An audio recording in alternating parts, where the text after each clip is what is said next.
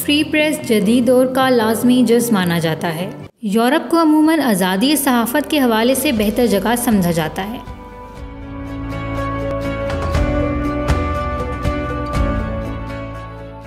यहाँ सहाफ़ी महफूज समझे जाते हैं, ताहम यूरोप में तहकीकी रिपोर्ट शाया करना सहाफ़ियों को मुश्किल में डाल सकता है। इसे स्लैब का सामना करना पड़ सकता है। स्लैब क्या है? ये एक महंगी अदालती कार्रवाई है जो सहाफ़ी को बैंकरप्ट भी कर सकती है।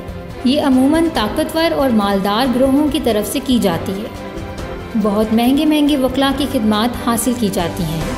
सहाफ़ी को कानूनी नोटिस के ज़रिए धमकाया जाता है। इसमें क्रिमिनल दफ़ात का सहारा भी लिया जाता है। एक खातून सहाफ़ी डेफ्नी ग्लेजिया को 40 ऐसे केसेस का सामना करना पड़ा। बदकिस्मती से इस सहाफ़ी को बम धमाके में कत्ल कर दिया गया।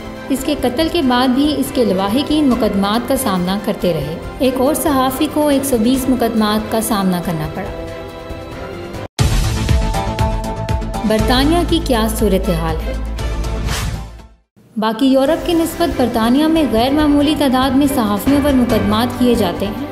मुकदमात का निशाना ज़्यादातर गैर मुल्की सहाफ़ी बनते हैं। Think tank foreign policy centre ने बरतानवी हुकूमत को तनकीद का निशाना बनाया है। सहाफ़ियों पर यह मुकदमात मनी लॉन्ड्रिंग और करप्शन पर तहकीकाती रिपोर्ट शाया करना मुश्किल बनाता है। ये सहाफ़ी करप्शन की तहकीकात कर रहे थे, जिसका किसी न किसी तरह ताल्लुक बरतानिया से बनता था। रिपोर्ट ने बरतानवी निज़ाम को बैनुल-अक़वामी करप्शन का सहूलतकार करार दिया है।